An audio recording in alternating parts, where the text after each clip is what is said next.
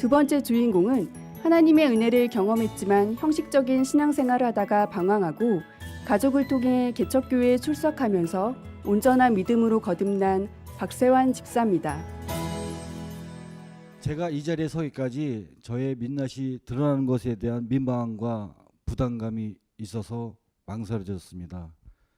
그러나 이 또한 하나님의 은혜라 생각하고 이 자리에 섰습니다. 저는 어린 시절부터 하나님을 알지 못한 채 그럭저럭 교회를 다녔습니다. 솔직히 말씀드리면 잘 먹고 잘 살고 소원을 이루기 위한 수단적인 방법으로 무늬만 성도인 그런 신앙생활을 했습니다. 제가 20살 때 침샘이 막혀서 돌 제거 수술한 적이 있습니다. 그런데 결혼을 앞두고 재발을 한 겁니다. 그때 누나께서 치유 집회에 가자고 해서 가서 안수기도도 받고 기도도 열심히 하고 집에 돌아온 다음 날 저녁에 집에 누워 있는데 통증이 너무 심한 거예요. 그러더니 갑자기 입 안에서 콩알만한 돌덩이가 튀어나온 겁니다. 그 다음날 병원에 가서 물어봤더니 의학적으로는 설명을 할 수가 없다고 하더라고요. 그때서 하나님께서 치유해 주셨고 하나님께서 살아 역사하시는 것을 체험하였습니다. 그러나 저는 순간적인 위기를 모면하기 위한 신앙생활이었습니다. 제가 결혼하고 3년이 지나도 아내가 임신이 되지 않았습니다. 병원에 갔더니 납발관 한쪽이 막혀서 그렇다고 하더군요. 그때도 누나랑 같이 작정 기도를 했습니다. 작정 기도를 하고 끝날 무렵에 병원에 갔더니 임신이 되었다고 하더라고요. 그때 낳은 딸을 예수님의 진리 가운데 살라고 예진이라고 지었습니다.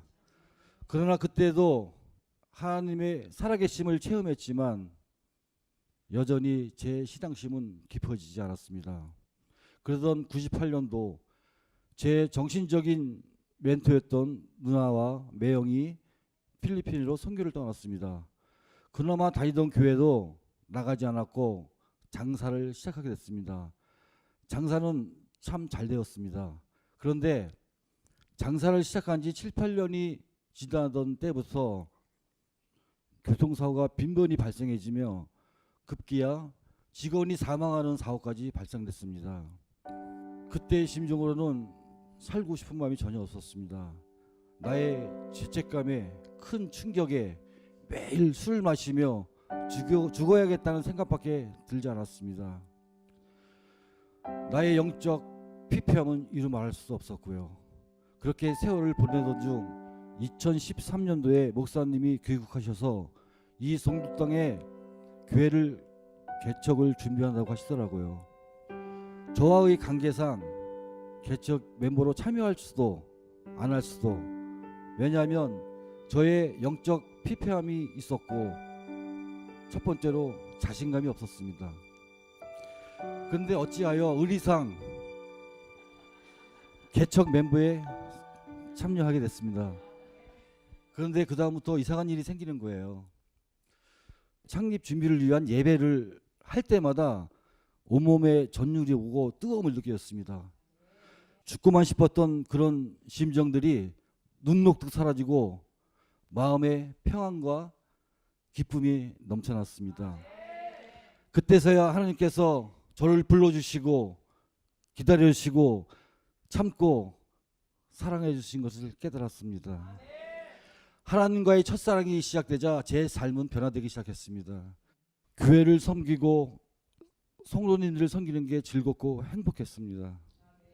그렇게 좋아하던 술도 친구도 세상 모든 것이 다 싫어졌습니다. 급기야 그 당시 월 수입이 1,000만 원이 넘던 가게도 정리하고 교회 섬김에 올인했습니다.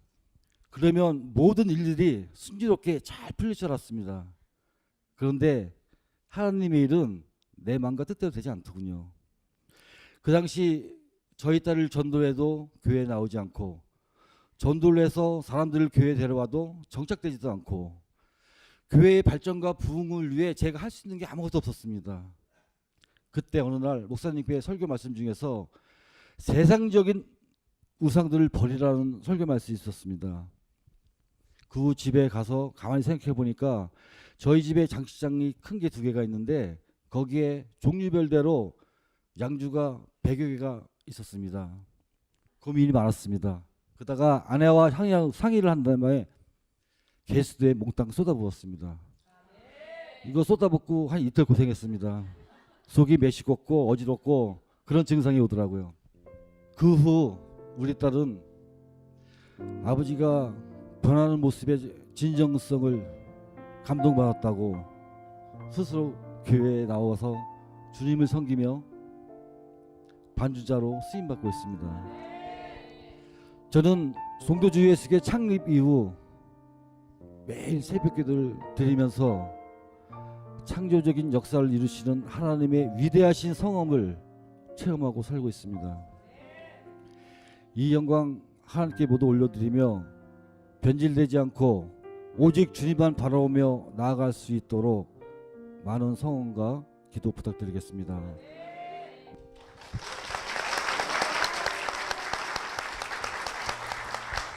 가장 놀라웠던 건 이 방송 보시고 많은 남편분들이 하셨을 그 우리 귀한 양주 100병을 네, 하수도에 버리셨는데요.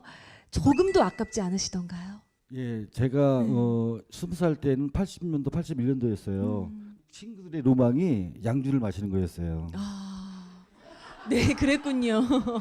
그래서 한갑잔치 때 쓰려고 미래가 탄탄하게 준비가 되어 있으셨는데 예. 때만 되면 기회가 되면 양주를 모아왔던 거예요. 네. 그게 아마 돈으로 환산하면 한 수백만 원 될 겁니다. 네.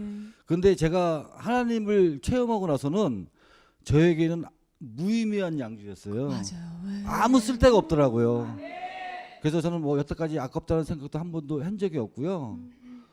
그 대신에 그 양주가 있던 곳에 우리 딸이 모아놓은 예쁜 인형들로 채워져 있습니다. 세상에 더 아름다운 것들로 채워졌네요. 네네. 네, 우리 누님이 송도 주예수교회 사모님이시잖아요. 얼마나 속을 썩으셨을지 한번 모셔보도록 하겠습니다. 박그레이스 사모님 박수로 모시겠습니다.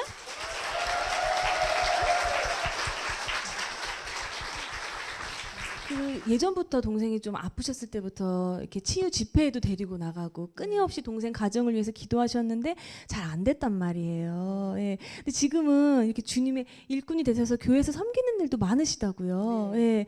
든든한 동생 자랑 좀 해주시죠. 근데 제가 외국에 있으면서 사랑하는 동생이 어려움을 당할 때 옆에 함께 있어주지 못하는 거에 대한 마음이 굉장히 아팠어요. 그러나 하나님 앞에 올려드리고 계속 기도했습니다.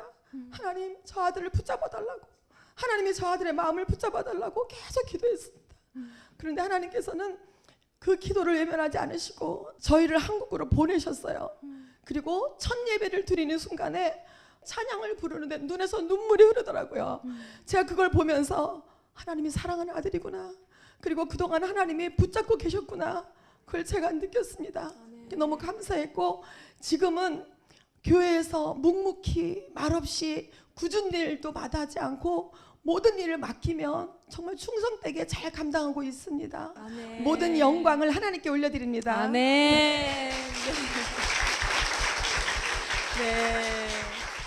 아니 누나가 이렇게까지 기도하는데 그동안 어떻게 안 나왔나 싶어요. 네, 정말 그 기도의 결실이 오늘인 것 같고요. 네. 간증을 들어보니까 우리 처음에 우리 강미서 집사님이 1번으로 예배드렸던 그 장소가 네. 바로 이 집사님의 치킨집이었다는 생각이 드네요. 그렇군요. 네. 그렇게 의리였지만 여차저차 해서 네. 내어드린 거지만 그렇게 예배 장소를 내어드렸던 것이 하나님 참 귀하게 쓰신 것 같고요. 네.